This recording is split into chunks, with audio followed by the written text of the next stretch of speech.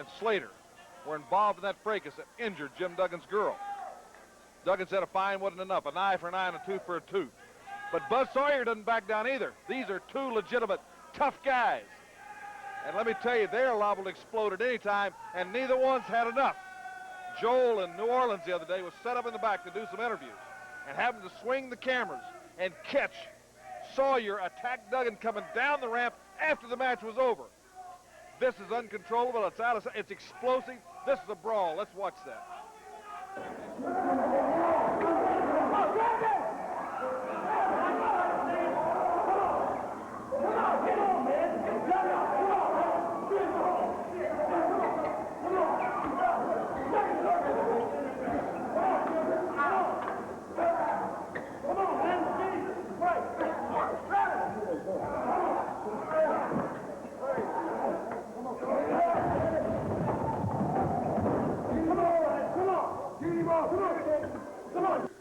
These men are both the type that ask no quarter to give none. They have no regard for their own personal safety.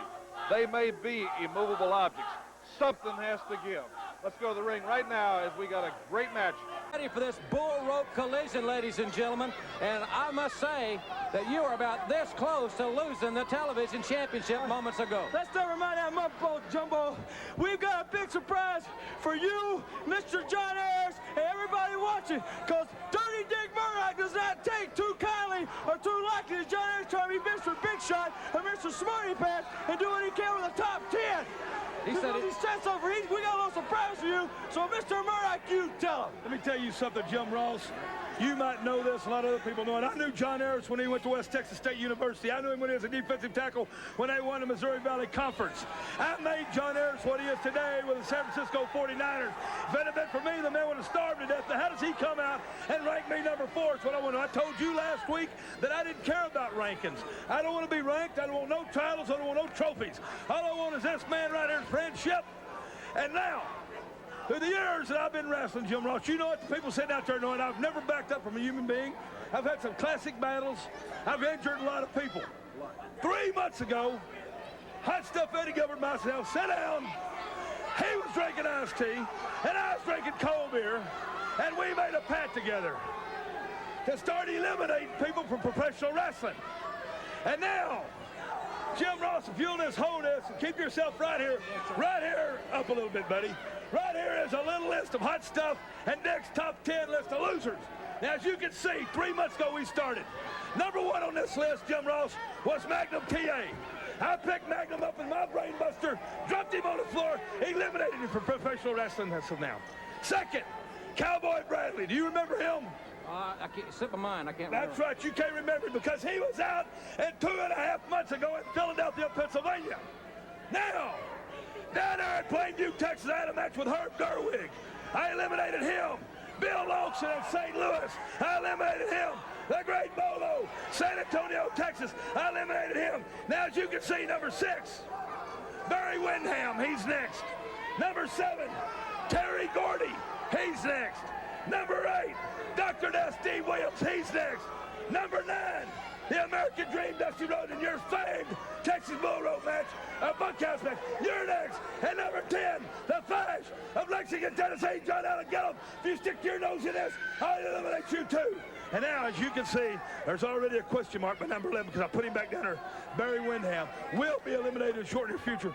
And Terry Gordy, Steve Williams, and Dusty Rhodes, this man and myself are going to eliminate you in these Texas Bull Rope matches and bunkhouse matches. And thanks. Ladies and gentlemen, the World Tag Team Champions are coming up next. Don't you go away. At ringside. Now, Frank Dusek, by the way, is a second-generation wrestler.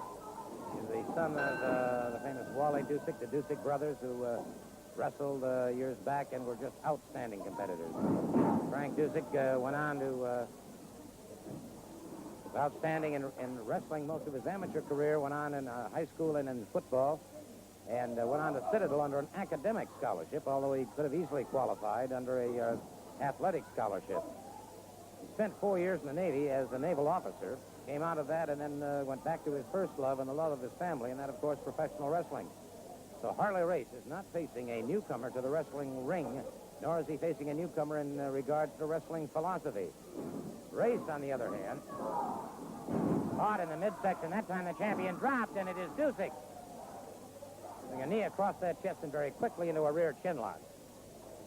Harley Race, twice world heavyweight champion, won it first in 1973, lost it the same year, then won it back in 1977. And he is the only wrestler I know of ever to defeat two brothers for the world title.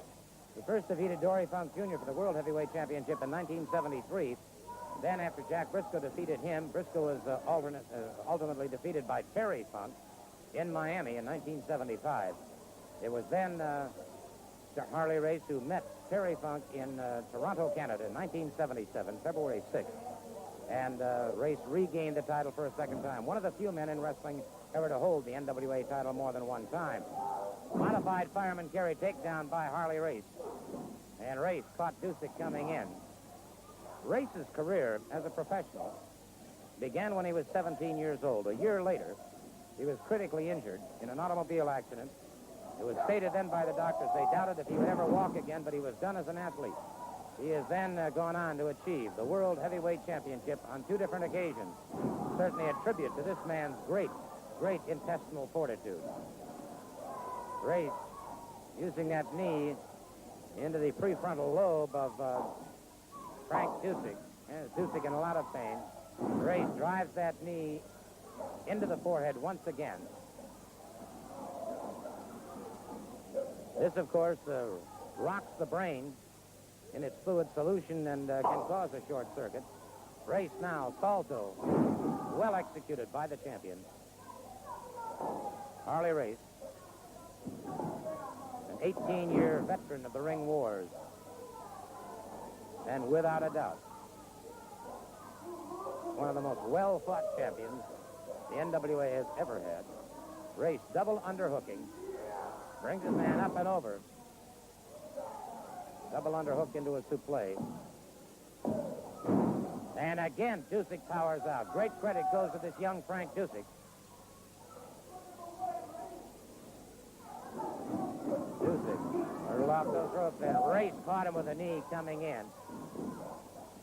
And Dusek now methodically being demolished by the World Heavyweight Champion.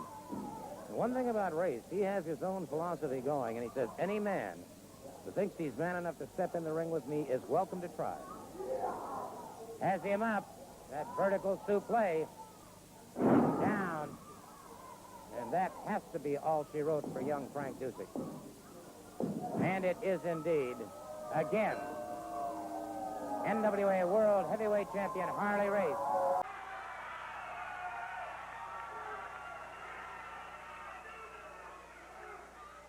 And coming to the ring right now for their tag team bout, two Oriental opponents, the Black Ninja and Yoshiatsu. Alfred Neely with the bell, and once again it starts, Bill. Well, you heard the crowd. It was by unanimous decision. They wanted Dugan. And this is the surprise. Dick Murdoch missed his plane. We don't know what. We held up the taping as long as we could. When it didn't come in, Grizzly Smith said, let's give the crowd a chance to pick Junkyard Dog's partner for that important title match. And we had some great selections. Tom Jones, Johnny Rich, Tito Santana, Hacksaw Butch Reed. It looked like he was the number one in there, Hacksaw Reed. But then when the crowd started chanting, Dugan, Dugan, and apparently that's what it is. And these two Oriental athletes went right into a buzzsaw with JYD and Hacksaw Jim Dugan. There's the Black Ninja. And Dugan is flat taking it to him.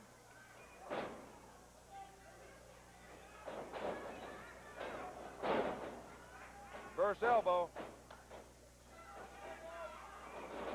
That thrust kick.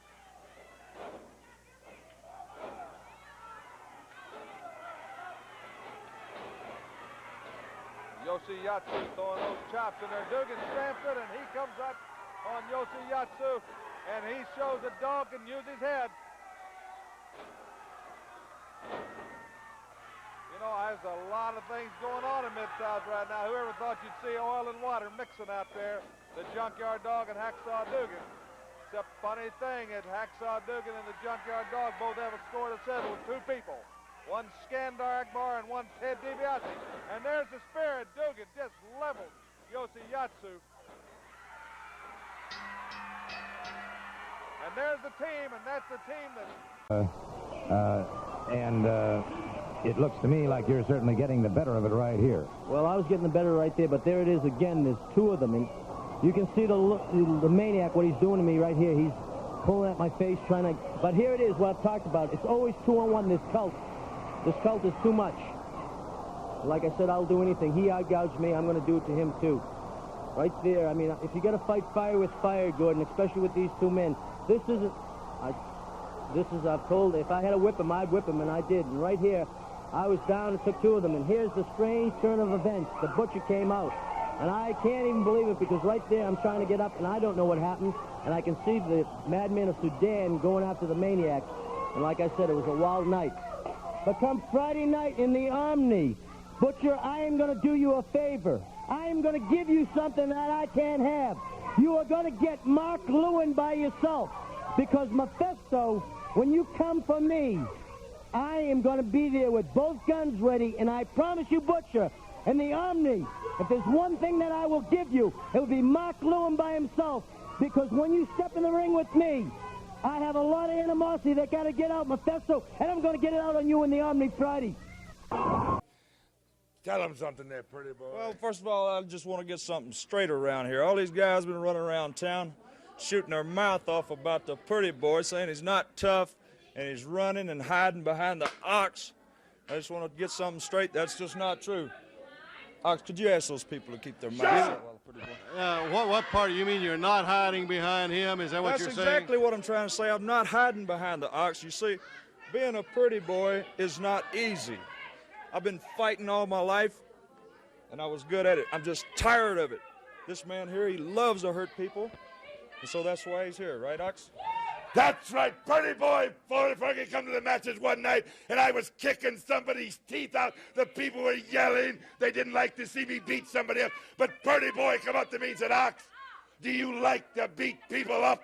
And I said, ever since I beat my sister up to take her Tootsie Pops away from her, ever since I knocked the neighbor down to take his bubble gum away from him, ever since I kicked the principal in the teeth because he wanted me to study in school, I have liked to beat people up. And Yeah, I was going to say, what about those? Let's talk about those belts that you got. Talk about them. Pretty Boy come up to the fantastic Oxbaker. Do you want to be a champion? Do you want to beat people up? Then just keep these people off my back. Now I got a couple complaints. Somebody been messing with his combs in the dressing rooms. The wrestlers in the ring been messing his hair up. We're the champions, and you know that, and you people will find that out. Now, if I have to hurt somebody real bad, if I've got to send somebody to the hospital, if I've got to have these people say, stop, Oxbaker, to leave my friend Pretty Boy alone, that's exactly what I like to do, and that's exactly what I'll do, because I love to hurt people, and the next person that touches Fergie, I'm going to hurt them. I'm going to hurt them bad. They got to leave their hands off you. There ain't but one thing Ox likes better than grooming the pretty boy's hair, and that's hurting people, right? Right on. And we're going to hurt somebody real Hey, bad. that's in the ring,